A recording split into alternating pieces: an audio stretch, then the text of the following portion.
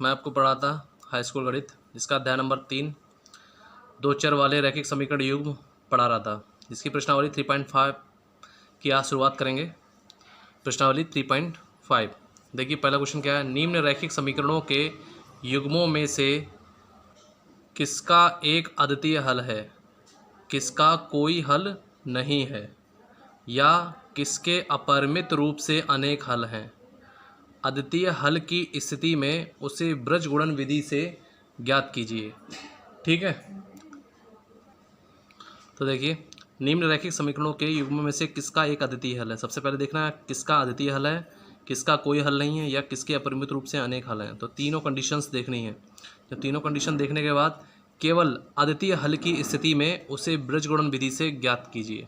ठीक है, तो अद्वितीय हल की स्थिति में जब हमें कंडीशन अद्वितीय हल की प्राप्त हो तो उसे हम क्या करेंगे, ब्रजगुणन विधि से सॉल्व कर लेंगे। ठीक है, उस प्रश्न को ब्रजगुणन विधि से सॉल्व करके x और y के मान निकाल लेंगे। देखिए, पहला क्वेश्चन क्या है। x माइनस 3y माइनस 3 बराबर 0, 3x माइनस 9y माइनस 2 बराबर 0।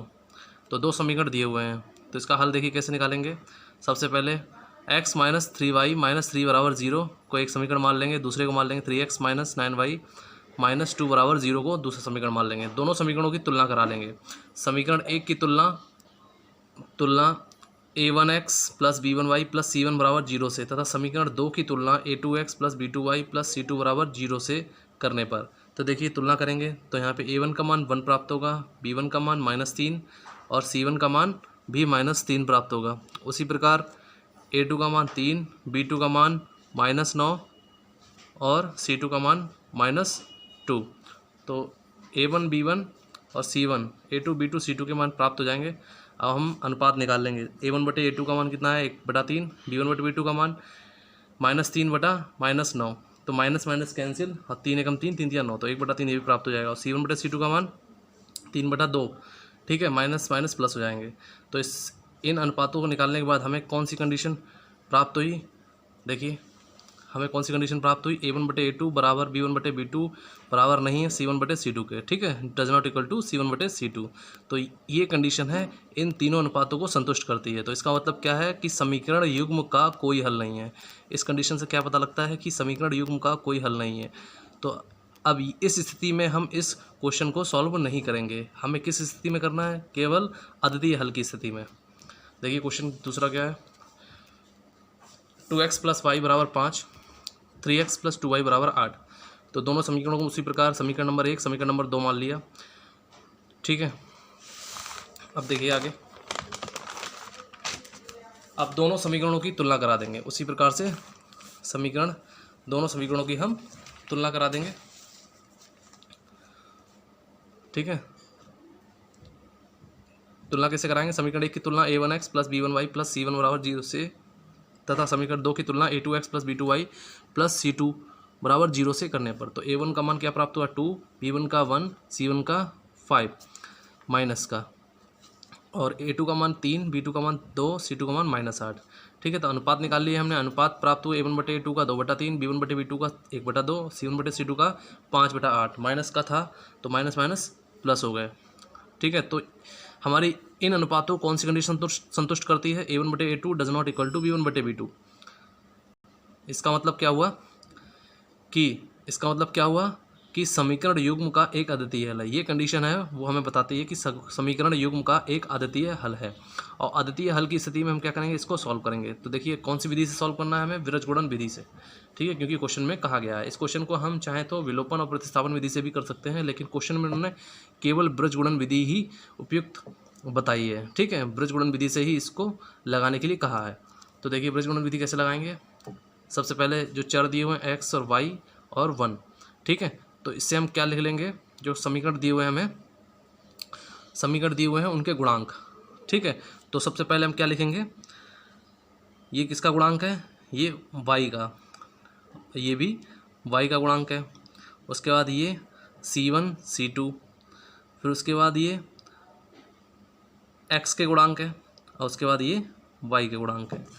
ठीक है, सबसे पहले हमारा किसके गुणांक थे, y के, फिर c1 c2, फिर किसके एक्स के गुणांक हैं फिर वाई के गुणांक हैं। इस प्रकार से हमने लिख लिया है इनको, ठीक है। तो आप देखिए एक्स अपॉन एक्स बटा कैंची गुणा -8 का -1 में गुणा -5 का 2 में गुणा, ठीक है। उसके बाद वाई अपॉन -5 का 3 में गुणा -8 का 2 में गुणा, ठीक है। उसी प्रकार 1 अपॉन 2 का 2 में गुणा -3 का 1 में गुणा, ये लिख लिया हमने। उसका इसको सॉल्व कर लेंगे। एक्स अपॉन -8 का 1 में -8 हो जाएगा, 2 पंजे 10 प्लस का 10 हो जाएगा। वाई अपॉन -5 और 3 का गुणा करेंगे तो 3 पंजे 15 माइनस का 15 2 अट्ठे 16 तो माइनस और माइनस प्लस 16 हो जाएगा, ठीक है। उसी प्रकार 1 अपॉन 2 दूनी 4 और 3 एकम 3, 4 में से 3 गया 1 बचेगा। और यहाँ पे देखिए 10 में से 8 गया 2 बचेगा, और वाई अपॉन 16 में से 15 गया 1 बचेगा, और 1 अपॉन 1 हो जाएगा। अब देखिए इसको हमने पहली कंडीशन मान ली, इसको दूसरी कंडीशन मान ली। तो पहली कंडीशन से हमने क्या किया, एक्स अपॉन 2 बराबर 1 मानेंगे तो एक्स का मान क्या प्राप्त होगा, 2 इधर भाग में इधर जाएगा गुणे में चला जाएगा 1 के, ठीक है। तो इस पहली कंडीशन से हमारा मान एक्स का 2 निकल के आएगा, दूसरी कंडीशन से वाई का मान हमारा 1 निकल के आएगा, तो हमें दोनों मान प्राप्त हो जाएंगे। अब इसी प्रकार थर्ड क्वेश्चन है, देखिए थर्ड क्वेश्चन दिया हुआ 3x - 5y बराबर 20, 6x - 10y बराबर 40, ठीक है। और ये दिया हुआ दूसरा चौथा क्वेश्चन, ये तीसरा क्वेश्चन है, ये चौथा क्वेश्चन है। तो x - 3y - 7 बराबर 0, 3x - 3y - 15 बराबर 0। जैसे क्वेश्चन मैंने आपको पहला और दूसरा कराया है उसी प्रकार से ये क्वेश्चन तीसरे और चौथे लगेंगे, सेम टू सेम कंडीशंस होंगी उसमें। ऐसे ही आपको तुलना करनी है। उसके बाद A1 B1 और C1 के मान निकालने के बाद A2 B2 C2 के मान निकालने के बाद आप क्या करेंगे, कंडीशन को देखेंगे कौन सी संतुष्ट करती है। अगर अद्वितीय हल प्राप्त होगा तभी आप उसको सॉल्व करेंगे, अगर नहीं प्राप्त होगा तो उसे वैसे ही छोड़ देंगे, ठीक है। तो ये दोनों आपको स्वयं करने हैं, होमवर्क है। अब देखिए अगला क्वेश्चन दूसरा क्या दिया हुआ, दूसरे का पहला, ए और बी के किन मानों के लिए निम्न समीकरणों के युग्म के अपरिमित रूप से अनेक हल होंगे, ठीक है। तो इसमें कंडीशन उन्होंने पहले ही बता दिया है कि अपरिमित रूप से अनेक हल होने की कंडीशन आपको लगानी है और ए और बी के मान निकालने हैं, जिससे हमें पता लग जाएगा ए और बी के इन मानों के लिए हमारे रैखिक समीकरणों के युग्म के अपरिमित रूप से अनेक हल होंगे। तो देखिए 2 समीकरण दिए हुए हैं, दोनों समीकरणों को हम पहला और दूसरा मान लेंगे। पहला समीकरण 2x + 3y - 7 बराबर 0 पहला समीकरण मान लेंगे। दूसरा हो जाएगा हमारा a - b ब्रैकेट के बाहर x प्लस ब्रैकेट में a + b और ब्रैकेट के बाहर y, और इसको बराबर निशान की इधर है, इसको ले आएंगे इधर तो माइनस हो जाएगा 3a + b - 2 बराबर 0। अब दोनों समीकरणों की तुलना करने पर a1/a2 अनुपात निकाल लिया हमने, ठीक है। समीकरणों की तुलना करेंगे उसी जो आपको पहले क्वेश्चंस कराए थे उसी में जैसे तुलना करते थे, a1x + b1y + c1 बराबर 0, उसी पर a2x + b2y + c2 बराबर 0 से तुलना करने के बाद a1/a2 और b1/b2 और c1/c2 इन तीनों के मान निकाल लेंगे और अनुपात के रूप में हम इनको लिख लेंगे, ठीक है। तो हमें उस प्रकार से अनुपात क्या प्राप्त हो जाएंगे, a1/a2 बराबर 2/a - b, b1/b2 बराबर 3/a + b, c1/c2 बराबर 7/3a + b - 2, माइनस माइनस आपके प्लस हो गए, ठीक है। इसलिए दोनों पॉजिटिव हो गए। अब देखिए चूँकि कंडीशन उन्होंने दे रखी है, रैखिक समीकरणों के युग्म अपरिमित रूप से कैसे अपरिमित रूप से अनेक हल होंगे, ठीक है। तो कंडीशन ये दे रखी है, तो इस कंडीशन के लिए हमारा क्या होगा, a1/a2 बराबर b1/b2 बराबर c1/c2, ठीक है। तो ये आपको कंडीशन लगानी पड़ेगी, ठीक है। पहले उन्होंने क्या है अपना कंडीशन दे दी है, तो उस कंडीशन के लिए हमारा क्या है, ये समीकरण होगा, ठीक है। तो a1/a2 का मान क्या है, 2/a - b, b1/b2 का मान कितना है 3/a + b, और c1/c2 का मान क्या है 7/3a + b - 2। तो ये हमें समीकरण प्राप्त हुआ। तो इसको और इन दोनों को हम बराबर कर लेंगे, तो पहली कंडीशन मान लेंगे, इन दोनों को बराबर कर लेंगे तो इसको हम दूसरी कंडीशन मान लेंगे। तो देखिए पहली कंडीशन में क्या होगा, पहली कंडीशन में हम बराबर कर लेंगे तो क्या हो जाएगा, 2a ब्रैकेट में a + b बराबर 3 ब्रैकेट में a - b, दोनों को सॉल्व कर लेंगे, दो का अंदर गुणा कर देंगे 2a + 2b, ये 3a - 3b, a और b के टर्म अलग अलग कर लेंगे। तो यहाँ क्या हो जाएगा 3a - 2a और इधर हो जाएगा 2b + 3b, तो 3a में 2a गया, a बचेगा और दोनों ये जुड़ के 5b हो जाएंगे। तो ये समीकरण हमने 3 बना लिया। उसी पर समीकरण 2 में क्या होगा ये, ठीक है। समीकरण 2 में क्या होगा, जो मैंने कंडीशन बताई थी 2 के लिए वो इसमें करेंगे। तो कंडीशन 2 के लिए क्या हो जाएगा, 3 गुणे ब्रैकेट में 3a + b - 2 बराबर 7 ब्रैकेट में a + b, तो गुणा कर देंगे 3 का अंदर 3 × 9 3v माइनस 3 दूनी 6, 7a प्लस 7b। तो देखिए ठीक है, तो आप क्या करेंगे, a वाले टर्म अलग कर लेंगे और b वाले अलग कर लेंगे। तो यहाँ पे क्या हो जाएगा 9a, 7a इधर है तो इधर आ जाएगा, इधर आ जाएगा तो क्या हो जाएगा माइनस का 7 हो जाएगा। इधर क्या होगा 7b माइनस, इधर माइनस 3b है, इधर जाएगा माइनस का 3b हो जाएगा, माइनस का इधर प्लस हो जाएगा। तो 9a में से 7a गया तो 2a बचेगा, यहाँ 7b में से 3b गया, 4b बचेगा प्लस 6। समीकरण नंबर 4 बना लिया। अब समीकरण 3 मिला था उससे a का मान हम उठा के समीकरण 4 में रख देंगे। ठीक है, ठीक है, तो समीकरण 4 में रख दिया तो क्या हो जाएगा 2a की जगह मान रख देंगे 5b बराबर 4b प्लस 6। अब देखिए 2 पंजे 10 हो गया, 4b इधर ले आए माइनस का 4b हो गया। ठीक है, प्लस था इधर था माइनस का 4b हो गया, 10 में से 4 गया 6b बचा, यहाँ पे 6 है, 6 यहाँ गुणे में इधर गया भाग में, तो b का मान कितना आ गया 6/6, तो 6 कम 6 1 कट जाएगा तो 1 बचेगा। b का मान कितना आ गया 1, b का मान कितना आ गया 1। अब b का मान समीकरण 3 में रख देंगे तो a बराबर क्या था 5b था, तो b का मान हम क्या रख दिया 1 रख दिया, तो 5 गुणे 1, 5 एकम 5, तो a का मान कितना आ गया 5। तो इस प्रकार हमें a का मान 5 और b का मान 1 प्राप्त हो गया।